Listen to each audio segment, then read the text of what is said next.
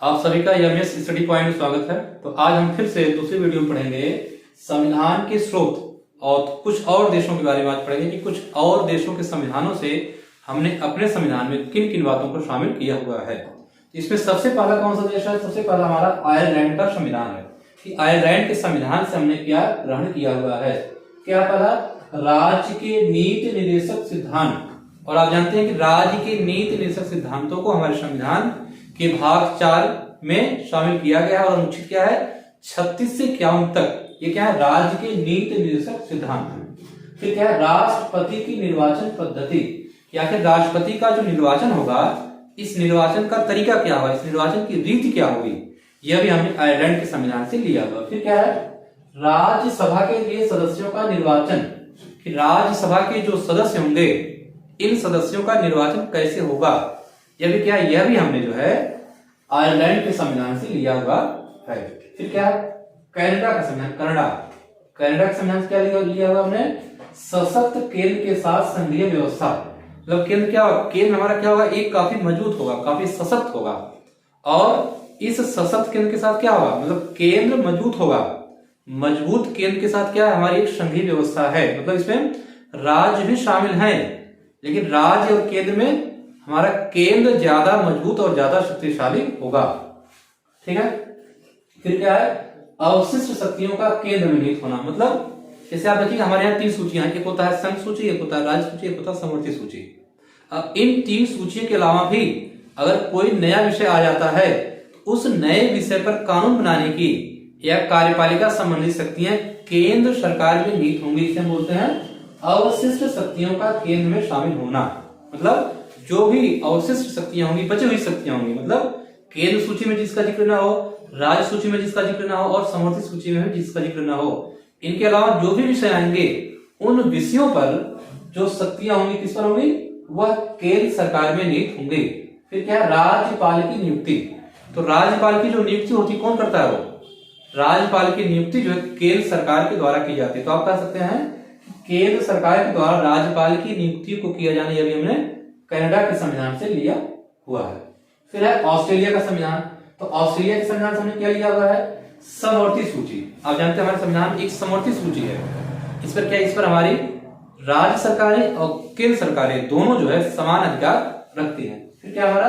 व्यापार, वाणिज्य और समागम की स्वतंत्रता। आप जानते हैं कि भारत के किसी भी राज्य क्षेत्र में भारत के प्रत्येक नागरिक को व्यापार करने की, वाणिज्य करने की और समागम मतलब मिलने जुलने की क्या है? स्वतंत्रता। यह भी हमने ऑस्ट्रेलिया के संविधान से लिया हुआ है। फिर क्या है? संयुक्त बैठक। संयुक्त बैठक किसकी होती है? लोकसभा और राज्यसभा जब दोनों जो है संयुक्त रूप से बैठते हैं, एक साथ बैठते हैं और एक साथ बैठकर किसी कानून को वो पारित करते हैं, तो उसे हम बोलते हैं संसद की संयुक्त बैठक। इसमें लोकसभा और राज्यसभा क्या है? संयुक्त रूप से शामिल होते हैं। फिर आपका है सोवियत संघ का संविधान।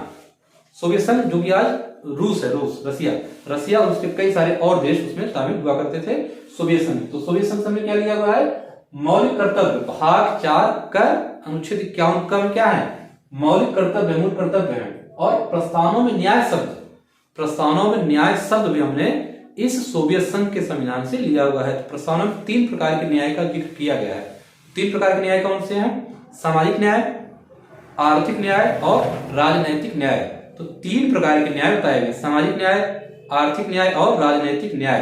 तो 3 प्रकार के न्याय का जिक्र हमारी प्रस्तावना में किया गया है। फिर क्या है? फ्रांस का संविधान। तो फ्रांस के संविधान से क्या लिया हमने? फ्रांस के संविधान से एक तो हमने लिया गणतंत्र। आप जानते हैं लोकतंत्र होता है, भारत एक लोकतंत्र है, लोकतंत्र होने के साथ गणतंत्र भी है।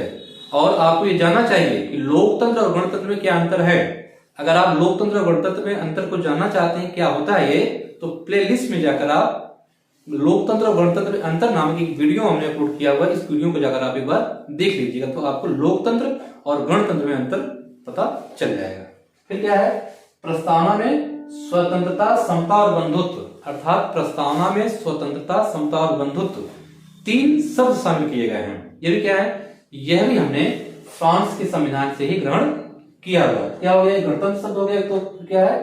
प्रस्तावना में स्वतंत्रता, समता और बंधुत्व शब्द भी क्या हमने फ्रांस के संविधान से ग्रहण किया। तो आगे हम पढ़ेंगे अब दक्षिण अफ्रीका के संविधान से हमने क्या ग्रहण किया हुआ है? पहला क्या है?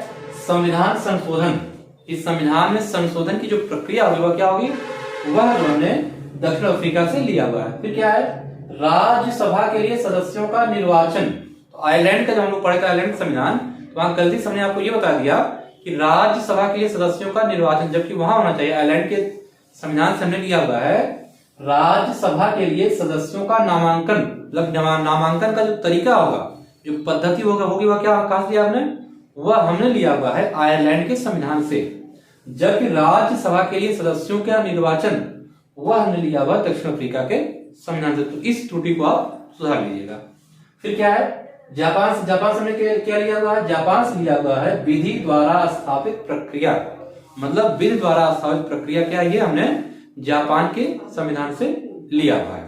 ठीक है, ये क्या देखा हमने कि अलग अलग देशों के संविधानों से हमने अपने संविधान में कौन कौन सी विशेषताओं को शामिल किया हुआ है। तो ये क्या, ये पूरा हमने संविधान के स्रोत के अंतर्गत पढ़ लिया है। तो इसको क्या, इसको आप एक बार दो बार देख लीजिएगा, क्या होगा? इससे जो भी सवाल आएंगे वह सवाल आपके इससे बाहर नहीं हो पाएंगे।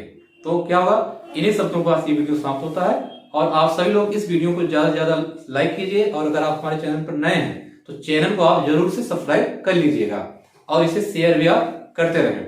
और इन्हीं शब्दों के साथ आप सभी को धन्यवाद। Thank you.